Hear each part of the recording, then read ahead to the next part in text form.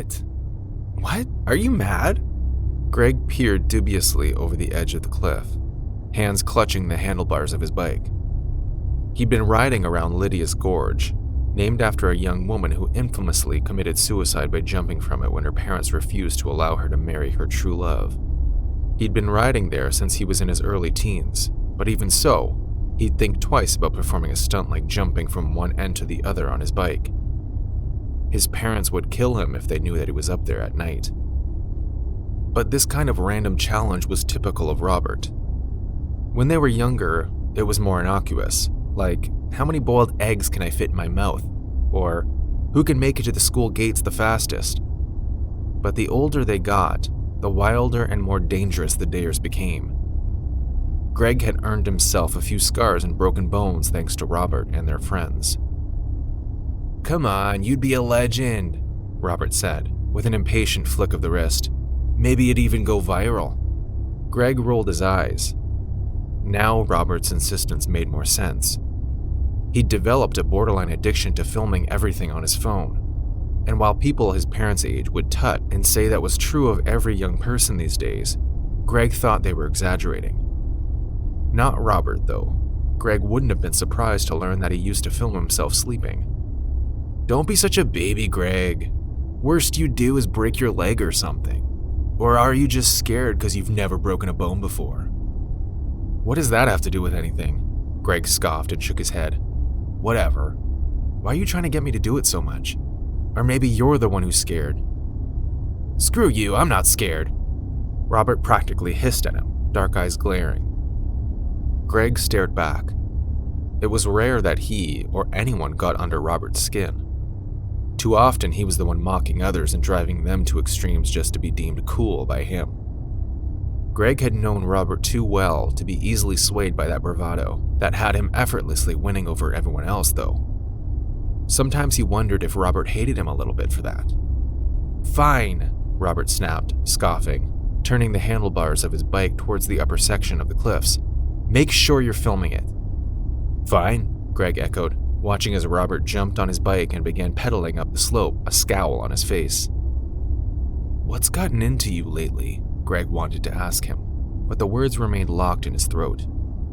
He knew somehow that he wouldn't get an honest answer, not even out here when they were alone with nobody around to hear them. Soon enough, Robert was perched atop the jagged cliff, like he was about to ride into battle. The moon was high and bright in the sky, illuminating the scene below, and now Greg was having second thoughts about Robert doing the jump too. He'd only suggested it to get him off his case, but even a skilled rider like him would struggle to make a jump like that in ordinary circumstances, let alone atop of a cliff in the dark. They didn't even have a proper ramp set up, just a slope that flicked slightly upwards at the end, like the end of a tick mark. Greg knew he had to phrase what he said next carefully, lest he step on Robert's already bruised pride. "Come on, man, this is stupid. Let's just call it a night and go home, yeah?" Robert looked slowly down at Greg like he'd forgotten his friend was even there. Then he turned his face ahead and something settled over him, and his expression turned hard and resolute. "Just make sure you're filming," was all he said. And with that, he began, tugging the bike backwards to get ready for the build-up, positioning himself at the higher end of the slope to gather enough momentum. Later, Greg would say it was like time slowed down, standing below and clutching the phone, watching with awe on his face. Robert's bike came flying down the curve of the rocks, his head lowered, wind tugging at his hair and his jacket. Greg couldn't make out his expression from so far away and in the dark, but he could imagine the look of steel determination. He'd seen it many times before. Then, with a click of wheels, he was in the air. For a moment, Greg really did think Robert would make it. He looked like he was flying on his bike, sailing through the air. With the full moon behind him, he looked just like a superhero. And then, inevitably, gravity. For a moment, it seemed like nothing was happening, and then Greg could only watch, silent with shock as the bike and Robert atop it went plummeting into Lydia's Gorge, just like Lydia herself once had. "Rob!" Greg yanked his bike around and went down the side of the cliff, the sound of Robert's scream echoing off the rocks. His legs were pumping and heart pounding, but already in his guts, he could tell he wasn't going to like whatever awaited him at the bottom. He found the bike first, the front of it smashed and rendering it useless. The front wheel had been knocked out of the frame entirely, lying on its side like a dead animal. "Rob?"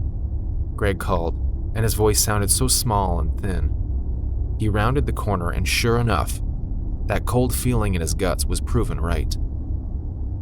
Robert lay a few feet away. At first, Greg clung to the wild, irrational hope that maybe Robert had been correct, that he had only broken a bone, landed funny and hit his head. Maybe there would still be time to get him to hospital. But as Greg climbed off his bike and let it clatter to the ground, he could see it, the moon glinting off it, a steadily spreading pool of blood beneath Robert, staining the ground a deep, sickening scarlet. "Rob?" Greg said, but his voice came out a broken sob. When he stood over his friend, he could see that while one half of Robert seemed whole, the other had been smashed like a mannequin. The left side of his skull had been smashed in by the impact, and Greg was thankful it was dark. He was sure he could dimly make out a sliver of exposed brain poking through the gore of blood and bone.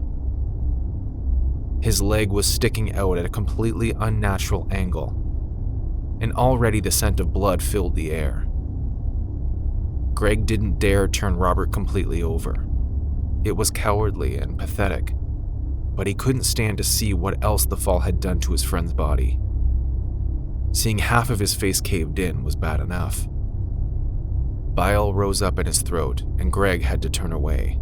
Vomit sprang from his mouth before he could even process he was about to be sick.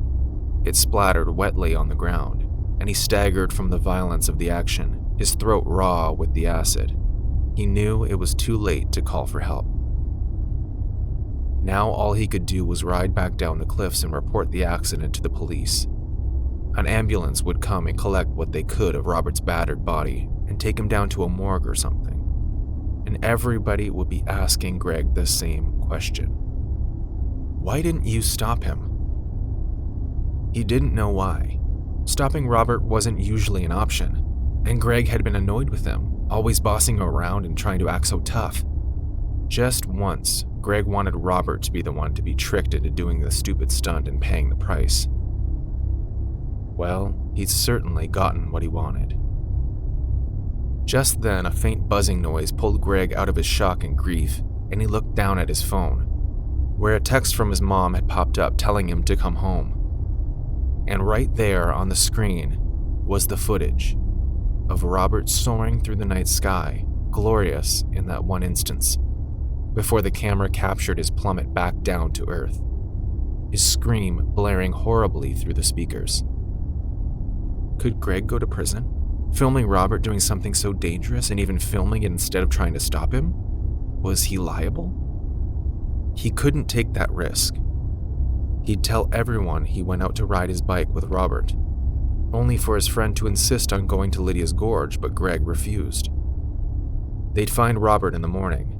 He wasn't going anywhere anymore, was he? With a swipe of his finger, Greg erased the footage and stood up, now rather calm.